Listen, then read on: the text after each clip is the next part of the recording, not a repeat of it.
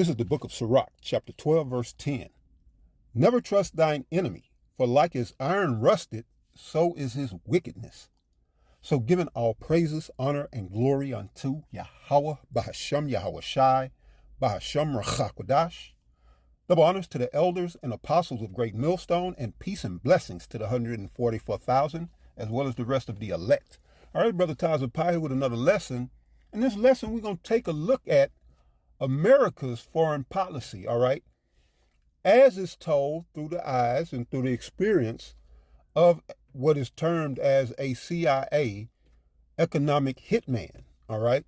And I'm going to play an excerpt from Confessions of an Economic Hitman, all right, just to show you how this is basically America's foreign policy in a nutshell, as, again, coming from the source, directly from source.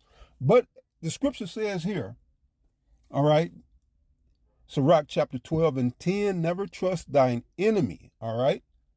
And that's just, it's not talking about an arbitrary person who did you wrong, your cousin stole your Xbox or your gold rope, your neighbor slept with your woman and shit like that. But, those are enemies, but those are not the enemies that this is speaking of, all right? This is speaking to a particular people, all right, who is an enemy overall to us as Israelites, okay? And they go around calling themselves Jews, all right? That's one. But as a whole, they are the nation of Edom, all right? Now, there are tribes among Edom, Amalek being one of them. The Amalekites are the ones who are masquerading as Jews in the earth. All right. And then you have their brothers, which are in the fatness of the earth, scattered around all throughout Europe. They all up in Australia, down in South and Central America. Right here, we're going to go into a few coups that took place in Central America. All right. Yeah, he's everywhere the man is going to explain, but wherever you find goodness in the earth, this is where you're going to find the enemy. All right. He is the enemy. What you're seeing in, with Burkina Faso, then now those don't look like your typical Hamites. Them might be Jake. Especially that one leader, he damn near look from a distance, damn near like James Evans. But, they serious. They sick of these Edomites, and they telling them French Edomites, we want our gold that y'all stole and stay the fuck out of here. All right. And, they getting pressed worldwide now because they're standing up to this devil. This was prophesied, all right? It said that they would take up a taunting proverb, and this is what's going on. And not only in Burkina, if I'm pronouncing that right, Burkina Faso, but also, Nigeria and a few other countries in Africa saying enough is enough, all right? Because they, in a lot of those countries, do have Israelites in them, if not predominantly.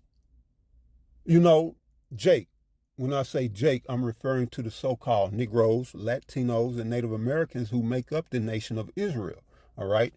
And we affectionately refer to the Israelites at times as Jacob or Jake, all right? So, and when you look at a lot of them Western African countries, they were settled by Israelites, all right? And when you look at the ancient map of Ham and the ancient people, they were settled around the east because that's where everything was, toward the Middle East and the Fertile Crescent and Egypt. So you had a lot of them Hamites was on the east. Not to say that it wasn't none on the west coast, but the majority of population of the Hamites, a lot of them were toward mid to eastern Africa. That's how Jake when they fled out of Jerusalem 70 A.D. from Roman persecution, they found land. And Africa is huge, man, but they found land in the West because nobody was there. They didn't fight for it. It wasn't no, competition or war fought, because it was, Africa is plenteous. All right. So our forefathers, escaping Roman persecution, set up shop in the interiors of Africa, Western Africa, and Northwestern Africa. All right. Morocco, Spain, and up into Spain. All right. So that was all people went up. You had Israelites in there. Now I'm saying that to say that, again, the people of Burkina Faso, they don't look like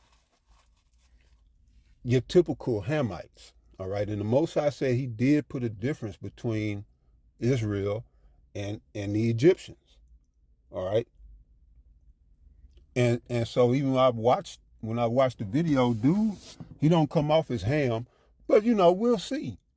But that doesn't stop the MO of Esau. And this is what I'm getting into: Esau's, or the so-called white man's, MO, modus operandi. And so it says to never trust thine enemy, for like as iron rusted, so is his wickedness. All right. And so, right, we see the wickedness has spread throughout the whole earth, this white man's wickedness, and it has begun to erode and corrupt from the physical that you see, infrastructures, buildings dilapidating, and, crime-infested neighborhoods. That's all compliments of Esau, Edom. But then you have the metaphysical erosion of morals, of standards, of beliefs. All right, ideas and ideologies, this is courtesy of those who are in power. And we know from Job chapter 9, verse 24, that the earth is given into the hand of the wicked. And these are the very enemies that we are not to trust, the wicked, which are the so-called white people. Now, we'll play this. Then we go right to the scripture. Let's look at this right quick. Micah chapter 2, verse 1. It says, woe to them that devise iniquity and work evil upon their beds. When the morning is light, they practice it, because it is in the power of their hand. All right. Whose hand? The very hand of the wicked. The elite that are running the world, and all of their fellow brethren. All right. It ain't just the ones at the top. It is all of them through and through. It's just wickedness. All right. Iniquity all the way through. All right. So now this is Job chapter 9, verse 24. And it says, the earth is given into the hand of the wicked. He covered the faces of the judges thereof. If not, wherein who is he? All right. So the earth is given into the hand of the wicked. All right. And he covered the faces of the judges, meaning he posted his likeness over the real judges. So when you go into these churches, you see their image and their likeness instead of what the scripture says. All right. Instead of what the Bible tells us. Okay. And that's a major offense. All right. That's a major trespass. But this is how you recognize them. They covered the faces of the judges thereof. And it says, if not, wherein who is he? Well, this is why it says, woe to them that devise iniquity and work evil upon their beds. When the morning is light, they practice it, right? They had the power to do these things that they come up with. They come up with these evil and just wicked, oppressive, horrible, ideas like these. You see Bill Gates in the TED Talk with his equation for depopulation. This man had an equation for depopulation and gave a speech on that equation, and people applauded. If they had the power to do this. Now, if that had been me, they'd have put my black ass in jail. I'd be in jail right now. I wouldn't be doing no videos, wouldn't be able to prophesy. I'd be prophesying in jail for whatever that'd be worth. Nothing. But they have the power to do that. They can tell you they're going to kill you and get an applause. And then they're going to use GMO mosquitoes to inoculate people and get applause. This man has polluted the food supply and the food chain. He has polluted it with GMO, Monsanto, all these other things, man. And he don't even get called out on it. Outside of Great Millstone and a few other whistleblowers out there that will, pull your coattail, but they won't even see a courtroom. They'll never see the inside of a courtroom. Look at Dr. Fauci, and he went in in front of the little committee that he lied before, and was able to lie, telling people, "Oh yeah, COVID wasn't gain of function. Oh, we didn't create it in the lab. We wasn't none of that," and just lying. And everybody knew he was lying, and he got to go home. At the end of all that lying, he went right on home and did what the hell he said he was going to do that day. And none of his plans changed. And here you on your way to work or coming from work, and they can pull you over and ruin your whole goddamn life. Behind nothing. You see? But these are the trademarks of a no people. And I'm talking about us. How we get persecuted for the littlest of shit. And these people can come out and openly admit murder. All right? Nothing happens. Or get caught in a murder scheme. Nothing happens. Look at how hard they going at Diddy, which they should. But can I get that same goddamn energy, that same veracity and intensity toward Epstein? Oh, Epstein killed himself. Well, the people he was serving didn't. The people on that list didn't. And see, this is the contrast, all right? Which is why these people must be taken out of authority and out of power, because they have no accountability.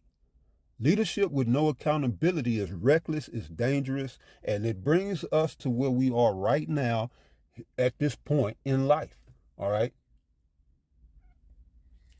It's about to be hundreds of millions of lives gone, destroyed, dead, and that, not so much the white man's fault, but he played his part. Is the part of the people who don't want to believe in Yahweh Ba'ashem Yahweh Shai, and the heathens, because the heathens are not going to believe. They got their gods, and that's who they gonna run with, and that's who they supposed to run with. Stay with your gods, all right? We'll teach you of Yahweh Ba'ashem Yahweh Shai when we get in authority, all right? But right now, this devil is in authority, all right? And this is what they do. They go around planting their seeds of wickedness, spreading iniquity, all right? Until there's so much confusion and chaos in the world, no one knows really what's up or down right now. But here at Great Millstone, we got a good beat on things, all right, in the spirit of Yahweh Ba'ashem Yahweh Shai. Now check this out, all right, because in here in verse 2, this is what the video is actually getting ready to go into. It's in Micah 2:2. It says, and they covet fields and take them by violence, and houses and take them away. So they oppress a man and his house, even a man and his heritage. All right. And listen what this man has to say. I forget his name, but his name isn't as important. You can find it out. Sam something. I want to say Sam something, but what's more important is the method, because the method stays the same. The names change, the policies stay the same. So check him out. We work many different ways, but perhaps the most common is that we will identify a third world country that has resources our corporations covet, like oil, and then arrange a huge loan. Oh, shit, resources that y'all covet? Oh, I missed that part at first. Micah chapter 2, verse 2. And they covet fields, as well as because of the resources on them, all right? And they covet fields and take them by violence, and houses and take them away. Remember the 2008 housing crisis? A lot of people lost homes. And you see it right now today, a lot of people losing homes to BlackRock. Larry, who started the 2008 crisis, going back to the 80s into the 90s with the subprime mortgage loans and the savings and loan scandal. All right. Larry had his hand in all of that shit to bring all of this about. All right. Larry Fink, the Finkster. Don't you love their names, man? They got these names that just fit them. Larry Fink. Who the other one? It's a lot of them, he's a Rat Fink. Larry the Rat Fink. Man, they all got these names, man, that really tell you what they're about. But we don't go down that rabbit hole. It says, and they covet fields and take them by violence, and houses and take them away, because y'all know nothing of allodial titles. All of y'all have mortgages, which means you are just a glorified renter. All right? And that's what that means. You're a glorified renter, and once you die, that's it for the mortgage. Someone holds an allodial title to your home. All right? And we know who it is, but they can at any time come back and reclaim their house. All right? The scam of the mortgage is to get you to keep up to property in the house under the deception of ownership. And so you can do all the repairs, you spend all this money after. This is usually how it goes. You pay the mortgage off, it's 20, 25, 30 years later, shit need to be upgraded or remodeled, so then you spend another 20, 30 grand and remodel once you done got the mortgage paid off. That's usually how it goes. And so you putting all this money into this house, and then, which they will do it, but it's rare. But they'll know you're what you call that, shit, I forget, you gonna fuck up on your taxes. I forget, it's a term, Salakia, but they know sooner or later you're gonna get behind in them taxes and possibly even lose the house. So they just let the scam go on, because why alert people to a good thing? If they got a good thing going, let's keep it going. But who do you see passing land or houses down to their family, or to their offspring or whatever? No, they're just taking up the duties of the mortgage. That ain't really, because a lot of time people don't even want to deal with that shit. And we got a brother in the camp, you know, his brother, his father passed, and he didn't even want his siblings fighting over the. He just said, "To hell with it," you know. Which, I mean, he doing good for himself. He got his own shit, but right, he didn't even want that hassle, and that's the point. Esau make owning a house should not be a hassle. And Salakia, I'm on my soapbox, but it pisses you off because we all have a right to have shelter from the elements. That's a right. And here this man act like he control everything, you know, even your rights. He control your rights. And it gets frustrating. But let me show you, let's go back to the video. Because he said, yeah, they covered. He used the word covered. But perhaps the most common is that we will identify a third world country that has resources. And by the way, I believe this is Sam Perkins. We work many different ways, but perhaps the most common is that we will identify a third world country that has resources our corporations covet, like oil, and then arrange a huge loan to that country from the World Bank or one of its sisters. However, the money never goes to the country. Instead, it goes to our own corporations to build infrastructure projects in that country, power plants, highways, industrial parks, things that benefit a few rich people in that country, as well as our own corporations, but do not help the majority of the people at all. And yet the whole country, is left holding a huge debt. And it's such a huge debt they can't possibly repay it. So at some point, the economic hitmen go back and say, you owe us a lot of money, you can't repay your debts, so give us a pound of flesh.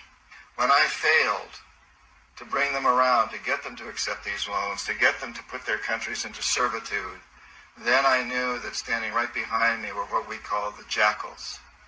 And these are people who overthrow governments or assassinate their leaders. And both Jaime Roldos of Ecuador and Omar Torrijos of Panama were assassinated by CIA-sponsored jackals because I failed to corrupt them. And that's U.S. policy in a nutshell. They see, they like, they take.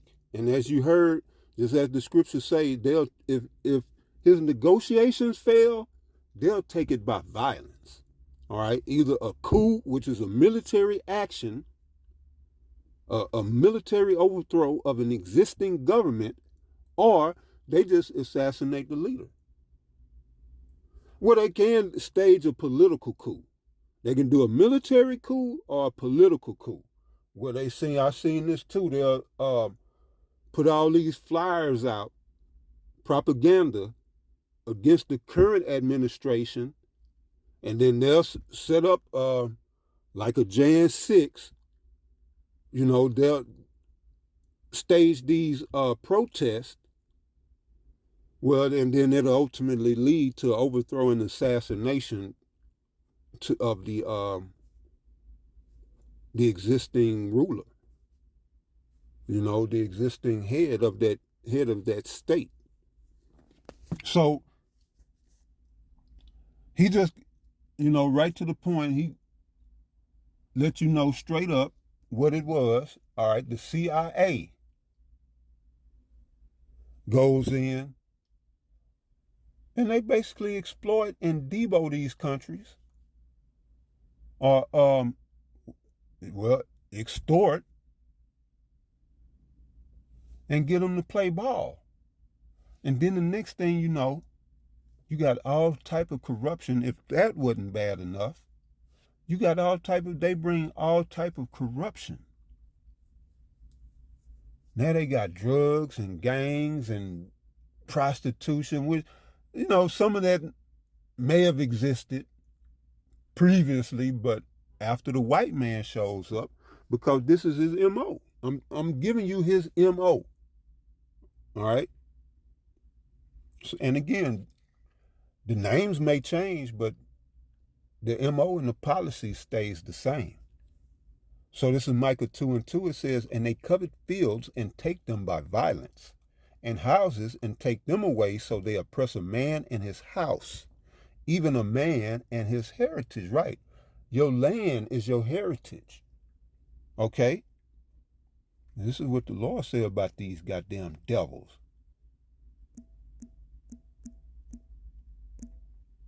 Is to show you a country, they may have a little crime before the Edomite show up, but when the Edomite shows up, all right, this is Malachi 1:4. Whereas Edom said, we are impoverished, but we will return and build the desolate places. And this is what they've done in the short time, of Adam Weishaupt bringing the Illuminati ideology over here to the West, to America, 1776. All right, and that was them saying we gonna build the impoverished, the desolate places, Salakia. We are impoverished, but we will return and build the desolate places, right? The desolate places of their kingdom. So they saying, right, when we impoverished now, but when we get the rulership seat again, we build in our kingdom. And this is what the Lord said. Thus said the Lord of hosts. They shall build, but I will throw down. All right? Yeah, the Lord gave you space. He gave you a short space to build. So that Yahushua, in due time, in dispensation of time, can come through and throw all this shit down within an hour. And the Lord say, they shall build, but I will throw down. And they shall call them the border of wickedness, and the people against whom the Lord had indignation forever. All right, and that's not going to change. So these people are the border of wickedness, because wherever they go and they set up shop, you're going to have a plethora of wickedness go on. All right, they thrive in wickedness. They excel in it. All right, they revel in it. They love it. They just love wickedness. All right. So, and that's this devil.